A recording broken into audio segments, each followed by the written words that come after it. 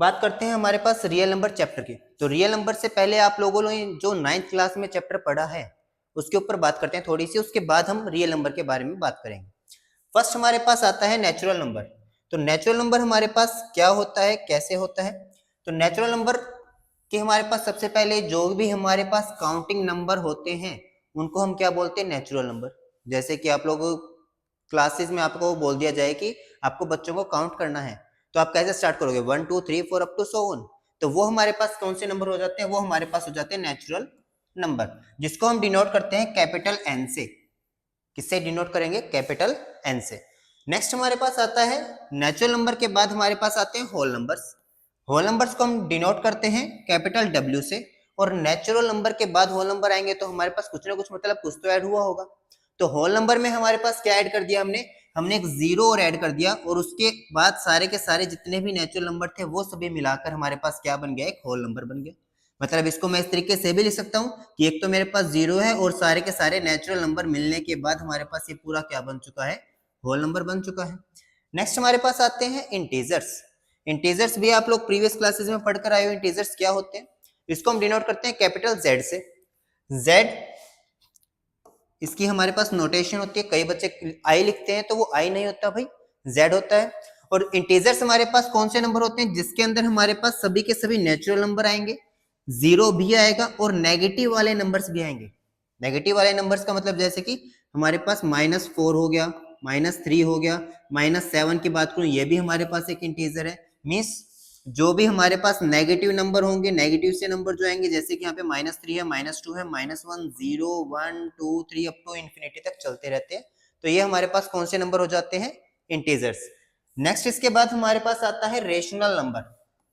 Rational number हमारे पास कौन से नंबर होते हैं, तो रेशनल नंबर हमारे पास होते हैं जो कि हमारे पास एक्सप्रेस होते हैं किस फॉर्म में, पी बाय क्यू की फॉर्म में जो एक्सप्रेस हो वो हमारे पास कौन से हो जाते हैं, रेशनल नंबर। अब रेशनल नंबर को हम किससे डिनोट करेंगे, कैपिटल क्यू से डिनोट करेंगे। और रेशनल नंबर की कंडीशन क्या है कि जो हमारे पास पी बाय क्यू की फॉर्म में होंगे but q not equals to 0 होगा। ये हमारे पास सबसे इंपॉर्टेंट कंडीशन है इसकी। इसको हम किस तरीके से डिनोट करेंगे, जैसे कि मैंने यहाँ पे दे दिया 1/5, तो ये हमारे पास एक कैसा नंबर है, रेशनल नंबर। जैसे कि एग्जांपल में यहाँ पे हमारे पास 1/2 है, 3/8 है, यहाँ पे लिखा हुआ है 7। कुछ कहेंगे कि सर ये 7 तो नेचुरल नंबर था, तो क्या रेशनल नंबर हो सकता है, नहीं हो सकता? तो नेचुरल ये हमारे पास रेशनल नंबर भी हो सकता है। क्यों हो सकता है, तो क्या इस 7 को मैं 7/1 लिख सकता हूँ, कोई फर्क पड़ेगा इससे? कोई फर्क नहीं पड़ेगा। 7/1 लिखूंगा तो भी कोई फर्क नहीं पड़ रहा है इसको। और हमारे पास ये 1 क्या है, नॉट इक्वल्स टू 0 है, मतलब डिनोमिनेटर भी 0 नहीं हो रहा है। इसका मतलब हमारे पास 7 भी कैसा नंबर बन गया, 7 भी हमारे पास क्या बन गया, रेशनल नंबर। नेक्स्ट हमारे पास आ जाता है, एक क्वेश्चन बनता है कि क्या 0 हमारे पास एक रेशनल नंबर है। काफी बार क्वेश्चन आते हैं एमसीक्यू के अंदर आ जाते हैं, काफी बार ये क्वेश्चन आपसे पूछ लेते हैं कि क्या 0 हमारे पास एक रेशनल नंबर है। तो 0 के बारे में बात करूं तो क्या 0 के नीचे मैं 0/1 नहीं लिख सकता? आंसर तो हमारे पास अगेन 0 ही बनेगा। तो ये भी हमारे पास कैसा नंबर है, ये भी हमारे पास एक रेशनल नंबर है। तो 0 भी हमारा कैसा नंबर है, ये हमारे पास एक रेशनल नंबर है। नेक्स्ट बात करते हैं हम इरेशनल नंबर की।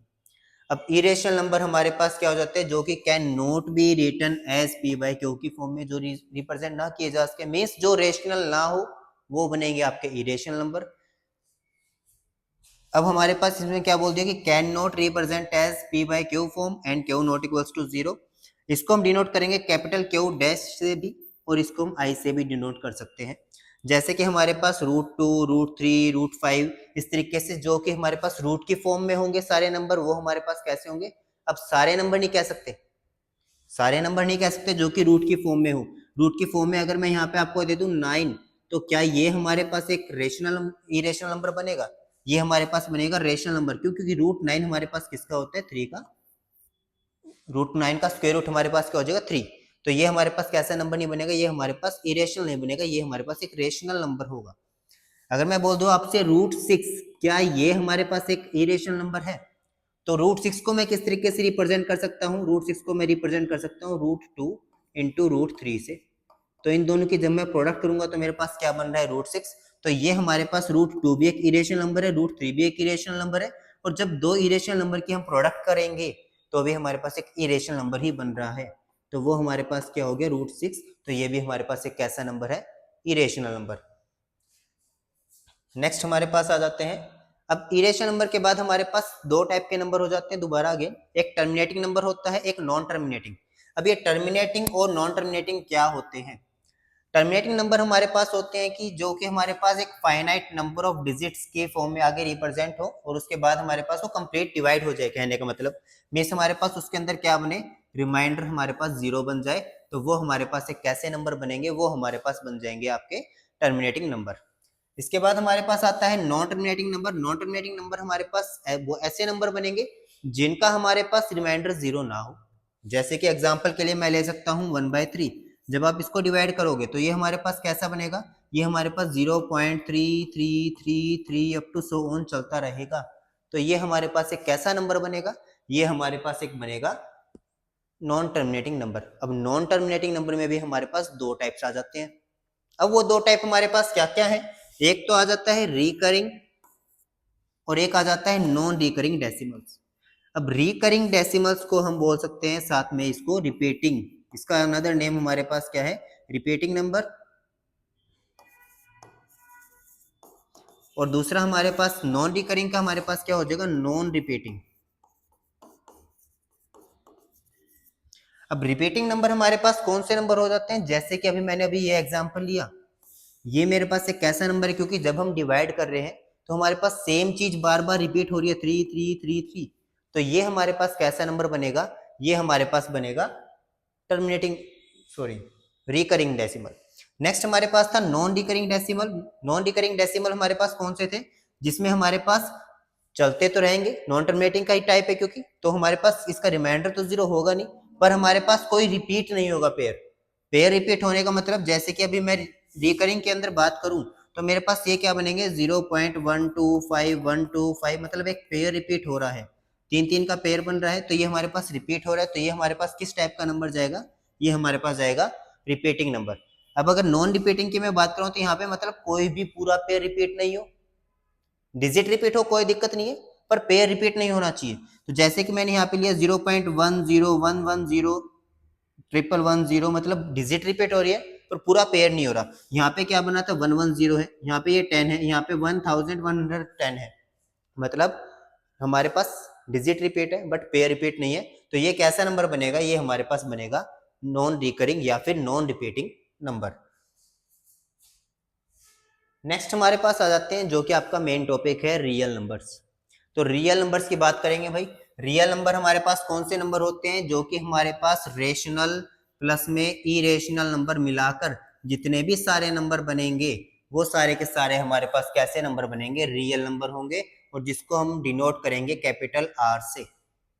किससे डिनोट करेंगे, कैपिटल आर से। क्या बोला अभी मैंने, दोबारा बताता हूं कि ऐसे नंबर जो कि हमारे पास रेशनल भी हो इरेशनल भी हो और उन सबको मिलाकर जो हमारे पास नंबरों का सेट बनेगा वो हमारे पास कौन से नंबर बनेंगे, वो हमारे पास बन जाते हैं रियल नंबर्स। उसके बाद हमारे पास आता है इमेजिनरी नंबर। अब ये इमेजिनरी नंबर ये ज्यादा डिटेल में तो आप लोग पढ़ोगे अगली नेक्स्ट क्लासेस में, +1 में +2 में। बस इस बार के लिए अभी आप ये देख लो कि आपके पास किससे डिनोट करेंगे, हम इसको हम डिनोट कर देते हैं आई से, और ये हमारे पास एक कॉम्प्लेक्स नंबर है that can be written as real number multiplied by कोई भी इमेजिनरी नंबर। जैसे कि हमारे पास यहाँ पे जो आई होता है ना, इस आई स्क्वायर की वैल्यू हमारे पास -1 होती है, या फिर इसकी जो आई की वैल्यू हमारे पास क्या बनेगी, रूट में -1। अगर हमारे पास कहीं पे भी रूट के अंदर नेगेटिव नंबर आ रहा है देन हमारे पास वो कैसा नंबर बनेगा, वो बनेगा हमारे पास एक इमेजिनरी नंबर। मीन्स जैसे कि अगर मैं एग्जाम्पल के लिए बोलूँ कि रूट में -2, तो ये हमारे पास एक कैसा नंबर है, ये हमारे पास एक इमेजिनरी नंबर है। आपसे क्वेश्चन नोट है, इंपॉर्टेंट नोट है कि 0 हमारे पास किस में कंसीडर करेंगे, रियल नंबर में भी और इमेजिनरी नंबर में भी, दोनों में कंसीडर करेंगे 0 को। प्राइम नंबर की बात करते हैं। प्राइम नंबर्स आप लोगों ने पहले भी पढ़ा होगा, अब दोबारा एक बार दोबारा से रिवाइज कर लेते हैं। प्राइम नंबर हमारे पास कौन से नंबर होते हैं, प्राइम नंबर हमारे पास होते हैं जिसके हमारे पास ग्रेटर देन 1 नेचुरल नंबर होगा, जो कि ग्रेटर देन 1 होगा और डिविजिबल बाय 1 होगा। कहने का मतलब क्या है कि जिसके हमारे पास प्राइम नंबर कौन से नंबर होंगे, जिसमें हमारे पास मैक्सिमम या मिनिमम, छोड़ो इसको, प्राइम नंबर वो नंबर होंगे जिसमें हमारे पास दो फैक्टर्स बनेंगे। ऐसे नंबर जिनके हमारे पास दो फैक्टर बने वो हमारे पास कौन से नंबर हो जाते हैं? Prime number.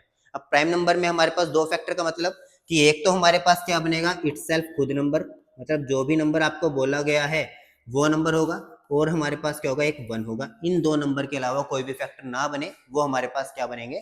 Prime numbers. जैसे कि हमारे पास 2 का एग्जाम्पल, 2 हमारे पास है, 2 के हमारे पास क्या क्या बन सकते हैं? 2 होगा और 1, 2 इंटू 1 ही 2 बनेगा, तो 2 और 1 हमारे पास क्या, इसके मैक्सिमम दो ही फैक्टर है, तो ये हमारे पास कैसा नंबर है? Prime number. नेक्स्ट हमारे पास 2 एक ऐसा नंबर है जो कि हमारे पास ओनली एक ही इवन प्राइम नंबर है। इवन प्राइम नंबर आपसे क्वेश्चन पूछ लेता है कई बार कि आपसे क्वेश्चन बोल देगा कि आपको इवन प्राइम नंबर कौन सा है आपका, तो इवन प्राइम नंबर हमारे पास ओनली और ओनली 2 ही है, बाकी सारे आपके ओड प्राइम नंबर है। आपसे पूछ लेगा लीस्ट ओड प्राइम नंबर, कि सबसे छोटा ओड प्राइम नंबर, तो वो आपके पास क्या बनेगा? 3 बनेगा। अब कई बच्चों के दिमाग में आता है कि 1 और 0, तो 1 और 0 के बारे में अभी मैं आगे बताता हूँ। नेक्स्ट उसके बाद हमारे पास है कंपोजिट नंबर। कंपोजिट नंबर हमारे पास क्या होंगे? जिसके मोर देन 2 फैक्टर्स हो, जिसके मोर देन 2 फैक्टर्स होंगे वो हमारे पास कौन से नंबर बनेंगे? Composite number. जैसे कि मैंने एग्जांपल ले लिया 4 का, 4 हमारे पास कैसा नंबर है? इसके फैक्टर की बात करूं तो मैं 1 बनेगा, इसका फैक्टर 2 भी बनेगा और 4 भी बनेगा, तो इसके मोर देन 2 फैक्टर्स हैं, तो हमारे पास ये कैसा नंबर बनेगा? ये हमारे पास बन जाएगा composite number. Least composite number हमारे पास क्या है? 4 है। जो सबसे छोटा कंपोजिट नंबर है वो हमारे पास क्या है? 4 है। उसके बाद आते हैं हमारे पास को प्राइम। अब कई बच्चे इसमें बहुत ज्यादा कंफ्यूज हो जाते हैं, किस किस में? एक तो कंपोजिट में, को प्राइम में, प्राइम में। प्राइम और को प्राइम को समझ के वो उल्टा कर देते हैं कि प्राइम नंबर तो जिसके 2 फैक्टर होंगे, को प्राइम हो जाते हैं इसके 2 से ज्यादा, पर ये नहीं है भाई। कंपोजिट नंबर होते हैं जिसके मोर देन 2 फैक्टर होंगे। को प्राइम नंबर कौन से होंगे? ऐसे नंबर जिनका हमारे पास कॉमन फैक्टर क्या बनेगा? 1 बनेगा। ऐसे कोई भी 2 नंबर या कोई भी 3 नंबर, 2 से ज्यादा होने चाहिए बस, कोई भी ऐसे नंबर जिनका हमारे पास कॉमन फैक्टर क्या बने? 1 बने, तो वो हमारे पास होते हैं कोप्राइम। इस चीज को जरूर ध्यान रखना कि कोप्राइम नंबर कौन से होंगे? इसके मोर देन 1 फैक्टर होंगे। जैसे कि मैंने यहाँ पे बात कर रहा हूँ 8 और 15 नंबर की, इन दो नंबर का मैं एचसीएफ निकाल रहा हूँ, हाईएस्ट कॉमन फैक्टर। तो इन दोनों का हमारे पास, अगर मैं फैक्टर की बात करूँ 8 के फैक्टर की, तो 1 2 4 8 ये 4 फैक्टर बनेंगे। नेक्स्ट हमारे पास जब मैं 15 के फैक्टर की बात करूँ तो क्या बनेगा? 1 3 5 एंड 15। अब इसमें हमारे पास कॉमन क्या है? सिर्फ और सिर्फ एक 1 ही तो है, जिसमें हमारे पास कॉमन फैक्टर क्या होगा? 1 होगा, वो हमारे पास क्या बन जाता है? को प्राइम नंबर।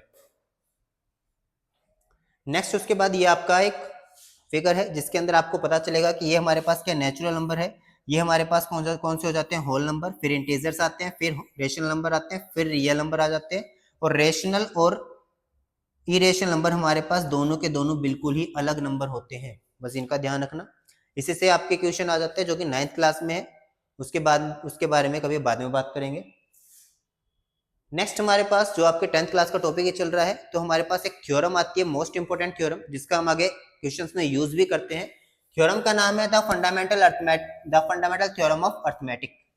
क्या बोलती है ये थ्योरम? ये थ्योरम कहते हैं कि every composite number can be expressed as a product of primes and this factorisation is unique except the order in which prime factor occur. कहने का मतलब क्या है? कोई भी आपके पास एक कंपोजिट नंबर होगा, एवरी कंपोजिट नंबर, तो हमने कोई भी एक कंपोजिट नंबर ले लिया, जैसे कि मैंने ले लिया यहाँ पे 12, तो 12 के जो भी हमारे पास कंपोजिट नंबर होगा, क्या बोला उसको? प्रोडक्ट ऑफ प्राइम नंबर के फॉर्म में लिख सकते हैं, तो प्रोडक्ट ऑफ प्राइम नंबर की फॉर्म में लिख दिया है। और जो ये रिप्रेजेंटेशन होगी ये हमारे पास कैसी होगी? यूनिक रिप्रेजेंटेशन होगी, तो ये हमारे पास एक यूनिक रिप्रेजेंटेशन ही है। तो हमारे पास क्या हो गया कि हमारे पास एक 12 एक कंपोजिट नंबर था, उसको हम किस तरीके से लिख सकते हैं? 2 इंटू 2 इंटू 3 की फॉर्म में, मीन्स हमारे पास क्या होगी? उसकी जो प्रोडक्ट ऑफ प्राइम नंबर के फॉर्म में लिख सकते हैं, और उसकी जो रिप्रेजेंटेशन होगी वो भी हमारे पास कैसी रहेगी? यूनिक। तो ये आपके पास एक मोस्ट इंपोर्टेंट थ्योरम है, इसी का हम आगे क्वेश्चंस में यूज भी करेंगे। नेक्स्ट हमारे पास थ्योरम सेकंड हमारे पास क्या है कि P एक प्राइम नंबर है। P हमारे पास कैसा नंबर है? Prime number. और A हमारे पास कोई भी एक पॉजिटिव इंटीजर है। A हमारे पास क्या है? एक पॉजिटिव इंटीजर। जब हम P को डिवाइड कर रहे हैं A स्क्वायर से, क्या बोला मैंने? जब हम p को डिवाइड कर रहे हैं a स्क्वायर से, तो जो हमारे और उसके बाद जो यहाँ पे ये a स्क्वायर है इसको मैं a by p means p divide करेगा a को भी। एग्जाम्पल के लिए मैं इसको समझाने के लिए थोड़ा सा और करता हूँ कि जैसे मैंने a को ले लिया, मेरे पास 4 है और मेरे पास प्राइम नंबर मैंने कोई भी ले लिया, एक सेकेंड,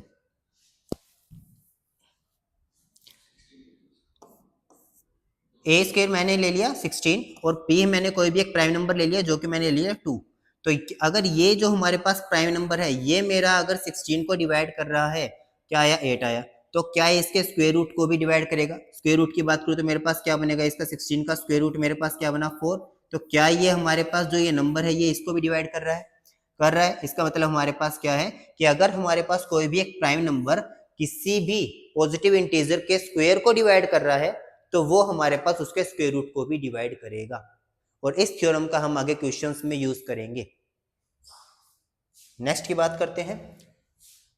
नेक्स्ट क्वेश्चन है आपके पास एक, क्या है क्वेश्चन कि आपको प्राइम नंबर की फॉर्म में आपको इसको स्प्लिट करना है, जो अभी हमारे पास एक्स ये डिजिट्स दी हुई है। जैसे कि हमारे पास 140 है तो सभी को ये काम तो आता ही होगा, बहुत बचपन में आप सीख लेते हो, 6th क्लास से स्टार्ट हो जाते हैं। क्या इसको आप प्राइम फैक्टर के फॉर्म में स्प्लिट कर सकते हो? करो जल्दी जल्दी। 70 से गया 2 पे, फिर ये गया 35 आया, फिर हमारे पास एक इस पे गया 5 पे, फिर यहाँ पे 7 आया, फिर ये 7 पे गया, ये हमारे पास 1 आ गया। तो ये हमारे पास 140 को हमने क्या कर दिया, प्राइम फैक्टर के फॉर्म में स्प्लिट कर दिया है। क्या बने इसके 2 इंटू 2 इंटू 5 इंटू 7। ठीक है, इसी तरीके से आपको ये बाकी क्वेश्चन करने हैं 156 एंड 3825। नेक्स्ट इसके बाद आ जाता है आपको prove that there is no natural number n for which 4 की power n and with digit 0। ये मोस्ट इंपोर्टेंट क्वेश्चन है, लगभग बोर्ड के अंदर आ जाता है। तो बात करते हैं इस क्वेश्चन के बारे में। आपको क्या बोला गया कि 4 की पावर n, क्या हमारे पास ये एक ऐसा नंबर है जो कि एंड विद डिजिट 0 होगा।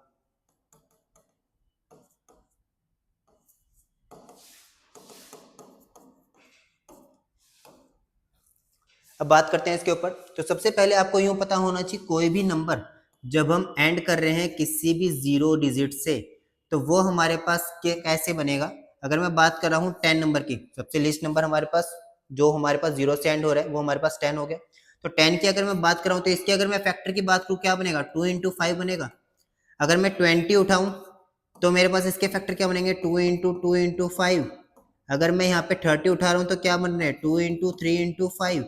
अब यहाँ से एक चीज आप नोटिस करो कि हमारे पास जब भी मेरे को यूनिट प्लेस पे 0 चाहिए तब मेरे पास 2 और 5 का मल्टीपल मिनिमम कंडीशन है।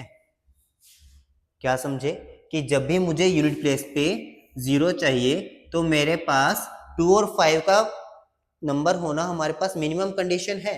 अब हमारे पास मिनिमम कंडीशन क्या है, 2 और 5। अगर मैं 4 की पावर n की बात कर रहा हूँ, 4 की पावर n, तो 4 की पावर n को मैं लिख सकता हूँ 2 की पावर 2n भी लिख सकता हूँ, या फिर इसको मैं लिख सकता हूँ, अगर इसको थोड़ा सा और एक्सप्रेस करूँ तो 2 की पावर 2 है और उसकी पावर n, और पावर की पावर हमारे पास क्या हो जाती है, हमेशा मल्टीप्लाई होती है। तो ये हमारे पास क्या बन गया, 2 की पावर 2 इंटू n, मतलब ये हमारे पास बन गया 2 की पावर 2n। तो क्या अब ये जो नंबर बना है, अब इसके ऊपर हमको बात करनी है। तो सबसे पहले मैं बना रहा हूँ 2 के फैक्टर। 2 के फैक्टर हमारे पास क्या बनेंगे, 2 और 1, यही बनेंगे।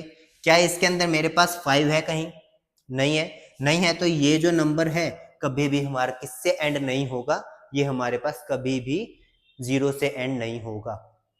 जब भी आपको इस टाइप का क्वेश्चन मिले, जैसे कि आपको क्वेश्चन आ जाता है बोर्ड के अंदर 6 की power n and with digit 0, तो उसके लिए भी आप क्या करोगे, सबसे पहले 6 के फैक्टर निकालोगे, क्या बनेगा 2 इंटू 3। अब क्या यहाँ पे अगेन सेम कंडीशन बनेगी, क्या आपके पास यहाँ पे 2 और 5 दोनों में से दोनों के दोनों प्रेजेंट हैं। अब यहाँ पे हमारे पास 5 प्रेजेंट नहीं है जबकि 2 तो है, तो हमारे पास दोनों होना मस्ट कंडीशन है। अगर दोनों में से एक भी नहीं है तो वो कभी भी हमारे पास जो डिजिट होगी वो 0 से एंड नहीं होगी। ठीक है, नेक्स्ट हमारे पास इसी का हमारे पास ये पूरा प्रूफ है। एक बार आपको किसी को स्क्रीनशॉट लेना है तो वो स्क्रीनशॉट ले सकता है, किसी को वैसे नोट करना है तो वैसे कर सकता है।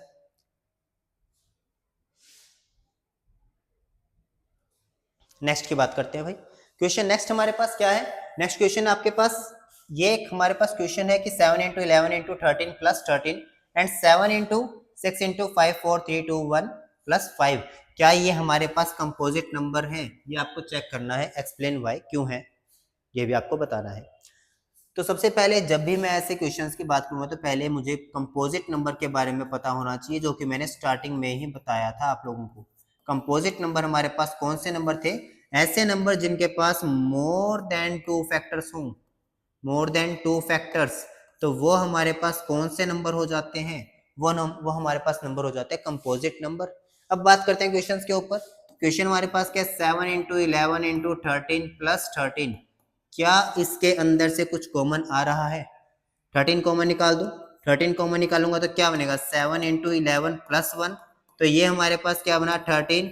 यहाँ पे 7 इंटू 11 क्या बना? 77 प्लस 1 क्या बन गया? 78। तो 13 इंटू 78। आपको क्या चेक करना है? आपको चेक करना है मोर देन 2 फैक्टर। अब इनके एक तो हमारे पास 13 बन गया, एक हमारे पास 1 बन गया, एक हमारे पास 72 के जब आप फैक्टर निकालोगे तो मिनिमम एक 78 तो हमारे पास है ही है, तो हमारे पास मोर देन 2 फैक्टर तो यहीं पे हो गए, जबकि हमको पता है कि 78 के भी और प्राइम फैक्टराइजेशन हो सकता है। तो मोर देन 2 फैक्टर है तो हमारे पास ये कैसा नंबर बन गया? ये हमारे पास बन गया भाई आपके पास कंपोजिट नंबर। बात करूं मैं सेकंड, कौन सा? 7 into 6 into 5 into 4 into 3 into 2 into 1 plus में 5, तो क्या इन दोनों नंबर से 5 कॉमन आ रहा है? तो अंदर क्या बचा? 7 into 6 into 4 into 3 into 2 into 1 plus में 1, तो एक तो 5 बन गया। एक इन सबको जो सोल्व करके बनेगा, एक हमारे पास क्या होता है? 1 तो होगा ही होगा, तो हमारे पास मोर देन 2 फैक्टर हो गए। एक जो सोल्व करके आएगा, एक 1 हो गया, एक 5 हो गया, मोर देन 2 फैक्टर हो गए। मोर देन 2 फैक्टर होते हमारे पास कौन सा नंबर बनेगा? वो कंपोजिट नंबर। नेक्स्ट, इसी का हमारे पास थोड़ा सा डिटेल में बताया हुआ है, जिसको नोट करना चाहें वो कर सकते हैं, जिसको स्क्रीनशॉट लेना है वो स्क्रीनशॉट ले सकते हैं।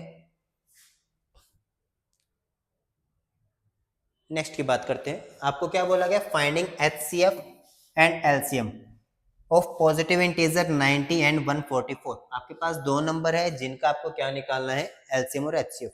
तो सबसे पहले जब भी आपको दो नंबर गिवन हो, तो हमने छोटे थे जब हमने सीखा था, क्या सीखा था? 90 के फैक्टर निकालने।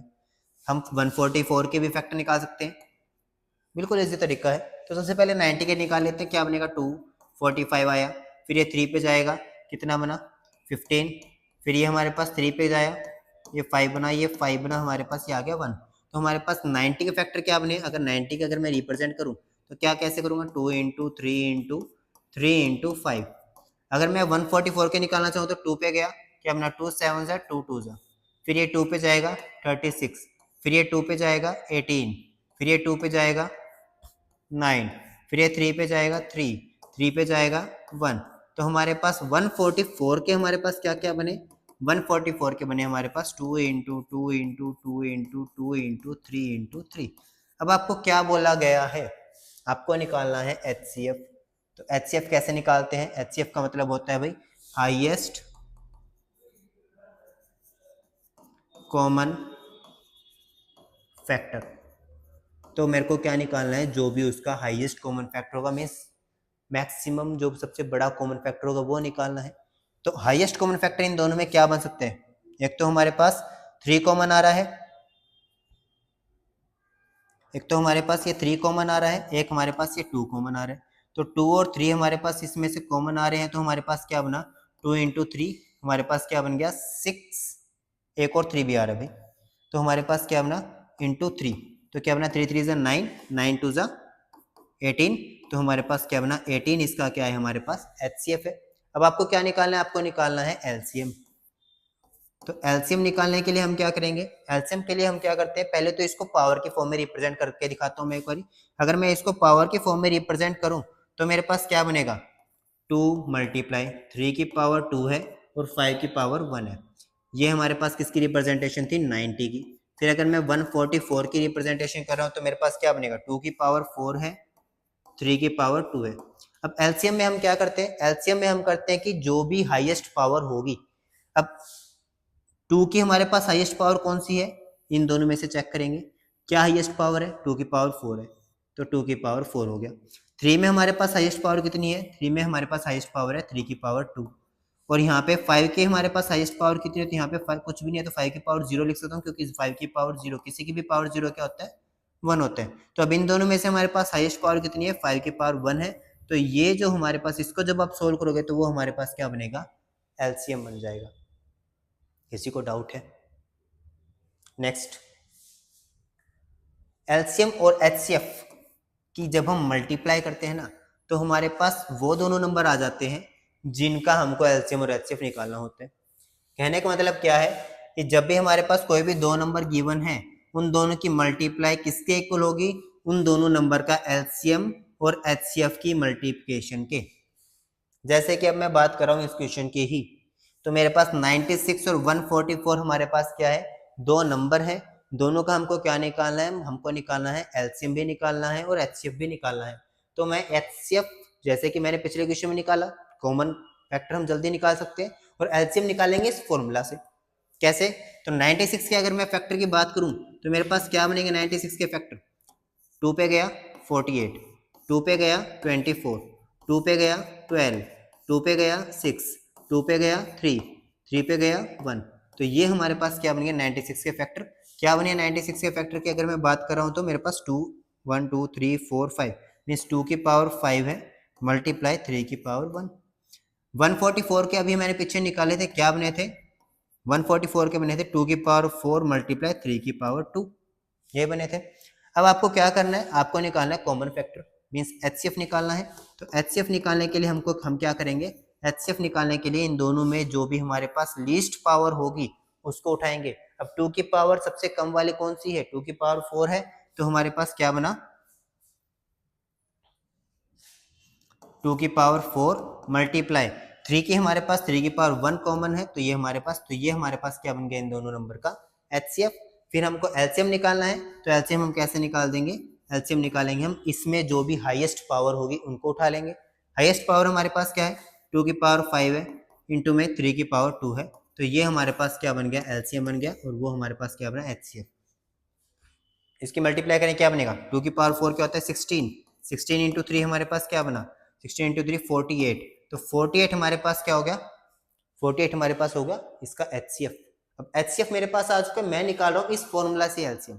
तो कैसे निकलेगा, जो भी हमारे पास गिवन नंबर है दोनों की मल्टीप्लाई, तो गिवन नंबर क्या थे 96 और 144, किसके इक्वल होंगे ये, एलसीएम और एचसीएफ के। तो एलसीएम मल्टीप्लाई एचसीएफ मेरे पास अभी कितना है 48, तो इसको मल्टीप्लाई में यहाँ पे आगे कहाँ जाएगा, डिवाइड में, तो ये मेरे पास क्या बन जाएगा 96 multiply 144 divide by 48 is equals to क्या बना एलसीएम। तो 48 टू से हमारे पास 96, इसको मल्टीप्लाई करेंगे 2 से, तो ये क्या बनेगा 288 हमारे पास क्या बन गया इसका एलसीएम। किसी को डाउट है? नेक्स्ट क्वेश्चन हमारे पास है जो कि काफ़ी बच्चों को प्रॉब्लम आती है किन क्वेश्चंस में, जब ये हमारे पास वर्ड प्रॉब्लम वाले क्वेश्चन आ जाते हैं। तो वर्ड प्रॉब्लम वाले क्वेश्चंस को हम किस तरीके से देखेंगे इसी चैप्टर के।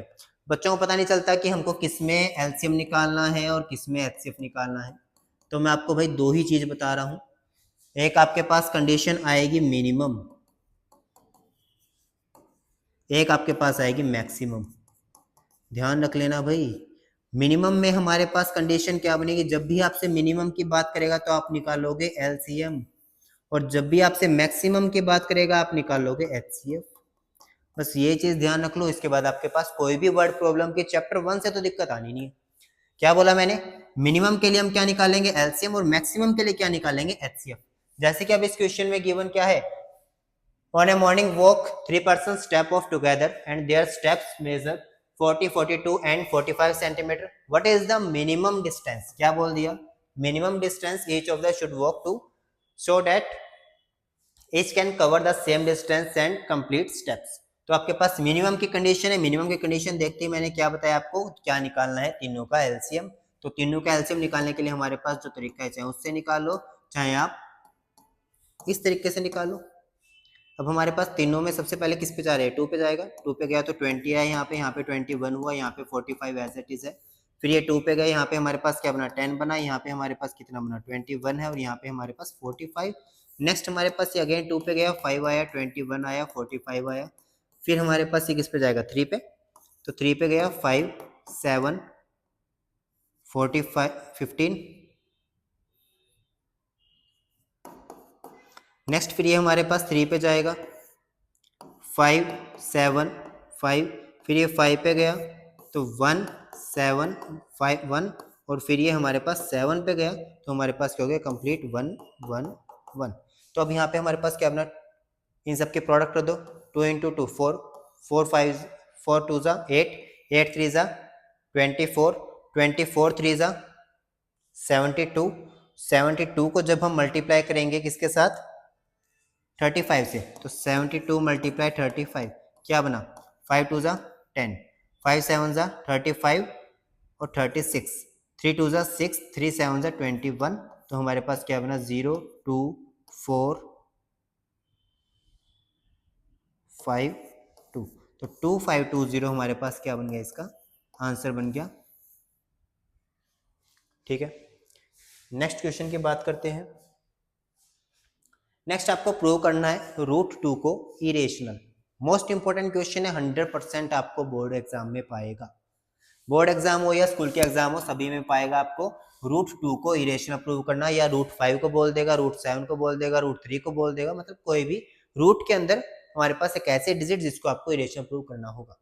तो सभी में सारा काम सेम चलेगा, बस थोड़ा थोड़ा डिफरेंट क्या है कि जब भी हमको बोला जाए कि √2 को आपको क्या प्रूव करना है, √2 को आपको इरेशनल प्रूव करना है, तो लेट हम क्या करके चलेंगे, हम लेट करके चलेंगे कि जो हमारे पास √2 है ये हमारे पास एक कैसा नंबर है, ये हमारे पास एक रेशनल नंबर है। अगर रेशनल नंबर है तो रेशनल नंबर की हमने डेफिनेशन पढ़ी थी, अभी क्या पढ़ी थी कि रेशनल नंबर ऐसे नंबर होते हैं जो कि हमारे पास p/q की फॉर्म में होते हैं और q नॉट इक्वल्स टू 0 होगा, और हमारे पास जो ये p और q दोनों नंबर होते हैं ना, ये हमारे पास कैसे नंबर होते हैं, इंटीजर्स होते हैं, और ये जो p और q है दोनों का HCF हम क्या लेकर चलेंगे 1। ये हमारे पास क्या है रेशनल नंबर। अब लेट हमने क्या कर लिया कि √2 मेरे पास क्या है p/q की फॉर्म में है, तो अगर मैं यहाँ पे स्क्वेयरिंग बोथ साइड कर रहा हूँ, स्क्वेयरिंग बोथ साइड, तो मेरे पास क्या बनेगा √2 का अगर मैं स्क्वेयर करूं तो क्या बना p/q कंप्लीट का स्क्वेयर हो गया हमारे पास, √2 का स्क्वेयर, स्क्वेयर से रूट कैंसिल हो गया, तो यहाँ पे हमारे पास 2 किसके इक्वल आ गया p² बाय में q स्क्वेयर के, तो यहाँ से q square is equals to p² by में 2 हुआ। अब एक तो हमारे पास इसको नाम दे दिया मैंने इक्वेशन, इसको नहीं नेक्स्ट स्टेप को देते हैं, चलो इसको दे दिया नाम फर्स्ट। अब हमने एक थ्योरम पढ़ी थी, कौन सी थ्योरम दिखाता हूँ अभी हमने ये वाली थ्योरम पढ़ी थी। क्या थी ये थ्योरम कि अगर मैं कोई भी हमारे पास यहाँ पे क्या नंबर है p², कोई भी हमारे पास एक प्राइम नंबर है और प्राइम नंबर को अगर मैं किसी भी पॉजिटिव इंटीजर को से डिवाइड कर रहा हूं तो हमारे पास क्या बनेगा कि वो हमारे पास उसके स्क्वायर रूट को भी डिवाइड करेगा। सेम को मैं यहाँ पे अगर लगाऊं यहाँ पे कि 2 हमारे पास एक प्राइम नंबर है, 2 डिवाइड कर रहा है, किसको डिवाइड कर रहा है 2 डिवाइड कर रहा है हमारे पास p² को। दिस इंप्लाइज मैं क्या कह सकता हूँ कि 2 हमारा डिवाइड करेगा, किसको डिवाइड करेगा 2 हमारा डिवाइड करेगा p को भी। अगर ये हमारे पास इसको डिवाइड करेगा देन ये हमारे पास रिजल्ट कैसे आया बाय थ्योरम, जो भी अभी मैंने अभी आपको दिखाई है वो आपको यहाँ पे पूरी थ्योरम लिखनी पड़ेगी। देन हमारे पास अब ये हमारे पास ये है, तो अब जो यहाँ पे ये जो p बना है ना, यहाँ से एक मैं स्टेप ये लिख सकता हूँ कि q स्क्वायर हमारे पास फिर किसको अगर इसको डिवाइड करें तो यहाँ पे ये हमारे पास p/2 को भी डिवाइड करेगा। अब हम ये जो p है ना, इसी p को हम लेट कर लेंगे, क्या लेट करेंगे कि इसको मैंने 2c कोई भी एक कांस्टेंट के साथ लेट कर लिया। जब ये हमारे पास p is equal to 2c है तो ये वैल्यू को एज इट इज मैं इक्वेशन फर्स्ट में पुट करूंगा। जब मैं इसमें पुट कर रहा हूँ तो मेरे पास क्या बनेगा q square is equal to p की वैल्यू क्या है 2c, उसका स्क्वायर हो गया बाय में क्या है 2, तो ये हमारे पास क्या बना q square is equal to 2 का स्क्वायर 4c स्क्वायर बाय में 2 कैंसिल आउट होगा 2 पे, तो ये हमारे पास क्या बना 2c स्क्वायर किसके इक्वल आ गया q स्क्वायर के। तो यहाँ से अगर मैं c स्क्वायर की वैल्यू निकालूँ तो क्या बनेगा q स्क्वायर बाय में 2 बनेगा। अब इसको मैंने दे दिया सेकंड इक्वेशन नाम। अब यहाँ पे अगेन सेम थ्योरम लगेगी, कौन सी थ्योरम जो अभी मैंने आपको बताई कौन सी थी कि अगर हमारे पास कोई भी प्राइम नंबर किसी भी पॉजिटिव इंटीजर के स्क्वायर को डिवाइड कर रहा है देन हमारे पास क्या हो जाएगा कि उसके स्क्वायर रूट को भी डिवाइड करेगा। तो यहां से मैं ये रिजल्ट कह सकता हूँ कि 2 डिवाइड्स क्यू, एक ये रिजल्ट है, एक हमारे पास ये वाला रिजल्ट है। क्या है कि 2 हमारा डिवाइड कर रहा है P को एंड 2 डिवाइड कर रहा है Q को। इसका मतलब मैं यहाँ पे कह सकता हूँ कि 2 divides P and Q, both P and Q। मतलब 2 हमारे पास P को भी डिवाइड करेगा और Q को भी। जब 2 हमारे पास दोनों को डिवाइड करेगा, इसका मतलब 2 हमारे पास क्या हो गया, कॉमन फैक्टर बन चुका है। किन किन के बीच में? Common factor P and Q के बीच में बन चुका है। और अगर P और Q में दोनों के अंदर हमारे पास 2 एक कॉमन फैक्टर आ रहा है, और यहाँ पे हम क्या लेकर चले थे कि उन दोनों, ये दोनों हमारे पास कैसे नंबर थे? को प्राइम नंबर थे। को प्राइम नंबर का हमारा मतलब क्या था कि मतलब उसका कॉमन फैक्टर 1 होगा। जबकि यहाँ पे हमारे पास एक कॉमन फैक्टर क्या आ रहा है, 2 आ रहा है। अगर यहाँ पे होना क्या चाहिए था 1, जबकि हमारे पास क्या रहा है 2। इसका मतलब हमारे पास जो ये जो हमारे पास जो हमने लेट किया था, क्या लेट करके चले थे कि हमारे पास एक रेशनल नंबर है। तो यहाँ पे हमारे पास जो ये √2 है वो कैसा नंबर बनेगा? Is irrational number. कॉन्ट्राडिक्शन कहाँ पे आई है? कॉन्ट्राडिक्शन हमारे पास आई है कि जहाँ पे हमने लेट करके चले कि हमारे पास √2 कैसा नंबर था? एक रेशनल नंबर। तो √2 हमारे पास एक कैसा नंबर है? एक इरेशनल नंबर। यहाँ पे आपके पास ये पूरा का पूरा क्वेश्चन अच्छे से लिखा हुआ है, यहां से आप इसको देख सकते हो, और नोट डाउन करना चाहते हो तो नोट डाउन भी कर सकते हो। नेक्स्ट आपके पास आ जाता है 3 + √5 को इरेशनल प्रूव करना। अभी हमने सिर्फ एक डिजिट को किया कि √2 को हमने इरेशनल किया, उसी तरीके से आप √5 को भी इरेशनल कर सकते हो। पर जब आपके पास इस तरीके का नंबर आ जाए कि 3 + √5 को इरेशनल प्रूव करना है, तो उसमें हम क्या करेंगे? अब मेरे पास है 3 + √5 को इरेशनल, तो 3 प्लस में √5 को जो भी गिवन नंबर होगा उसको हम क्या ले लेंगे? रेशनल। रेशनल हो गया तो हमारे पास P/Q की फॉर्म में होगा, Q नॉट इक्वल्स टू 0 होगा, और P और Q कैसे नंबर होंगे? दोनों के दोनों इंटीजर्स होंगे, और जो P और Q के बीच का जो हमारे पास कॉमन फैक्टर होगा वो क्या होगा? 1 होगा। अगर ये कंडीशन है तो अब मैं यहाँ से अगर √5 को मैंने यहाँ पे रख लिया, इस 3 को मैं उधर लेकर जाऊँ तो मेरे पास क्या बनेगा? P/Q -3। इसका एलसीएम लोगे तो क्या बनेगा? P/Q पूरे के नीचे आ गया -3Q, किसके इक्वल हो गया? √5 के। और अभी मैंने आपको √5 को इरेशनल प्रूव करना सिखा दिया है। तो ये तो हमारे पास एक कैसा नंबर हो गया? ये हमारे पास हो गया इरेशनल नंबर। और ये हमारे पास एक कैसा नंबर हो चुका है? ये हमारे पास हो चुका है एक रेशनल नंबर। तो यहाँ से एक चीज मैं कह सकता हूँ कि इरेशनल नंबर कभी भी रेशनल के इक्वल नहीं होते। जैसे हमने स्टार्टिंग में पढ़ा था, क्या पढ़ा था? रेशनल नंबर की डेफिनेशन क्या थी? जो कि P/Q की फॉर्म में लिखे जाए। और इरेशनल नंबर की क्या थी? जो P/Q की फॉर्म में ना लिखे जाए। तो हमारे पास ये दोनों कभी भी इक्वल नहीं होंगे। अगर ये दोनों हमारे पास इक्वल नहीं है तो जो हमने एजम्पशन की है, क्या हमने एज्यूम किया था? एज्यूम हमने किया था कि ये हमारे पास जो ये नंबर था ये कैसा नंबर लेकर चले थे हम? रेशनल। और इसका मतलब जो हमने एज्यूम किया था वो हमने गलत एज्यूम किया। तो यहाँ पे हमारे पास क्या आ गई? कॉन्ट्राडिक्शन आ गई। और कॉन्ट्राडिक्शन हमारे पास कहाँ पर आई है? कॉन्ट्राडिक्शन हमारे पास आई है जहाँ पे हमने लेट किया है कि ये हमारे पास कैसा नंबर है? Rational number. जबकि हमारे पास ये जो 3 + √5 होगा ये कैसा नंबर होगा? Irrational number. ठीक है, ये आपके पास इसका पूरा का पूरा सॉल्यूशन है। जिसको नोट डाउन करना चाहें वो नोट डाउन कर सकते हैं। इसके बाद हमारे पास सेम क्वेश्चन जब आपके पास दोनों के दोनों ही रूट की फॉर्म में दे दिए जाए तब क्या करोगे?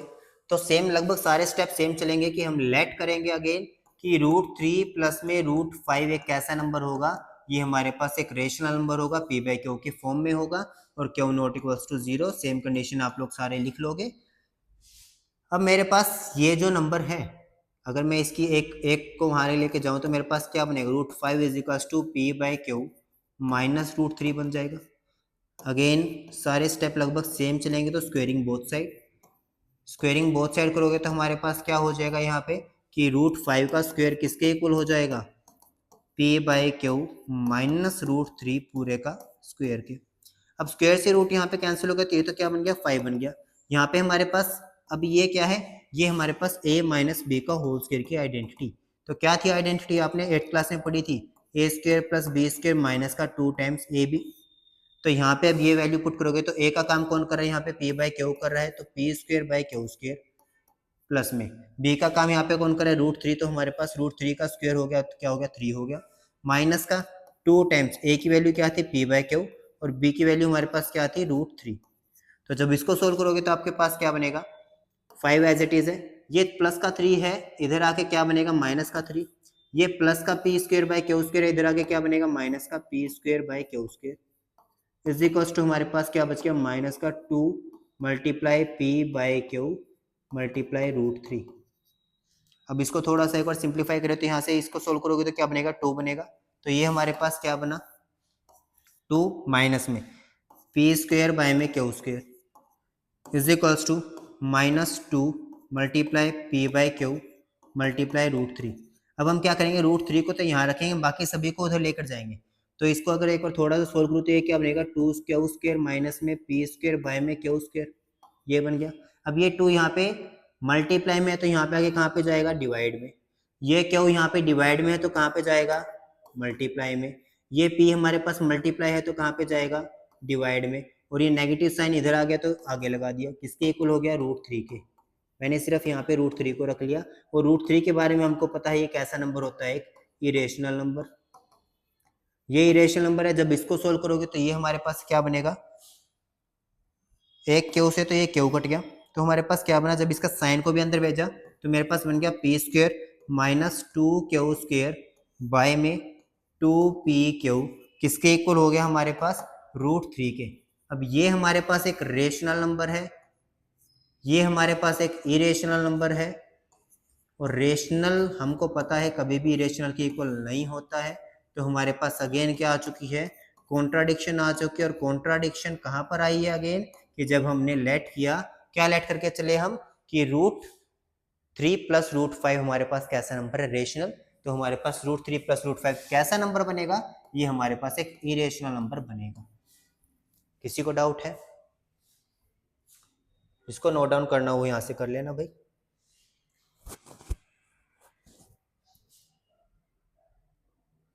अब इसके बाद आपके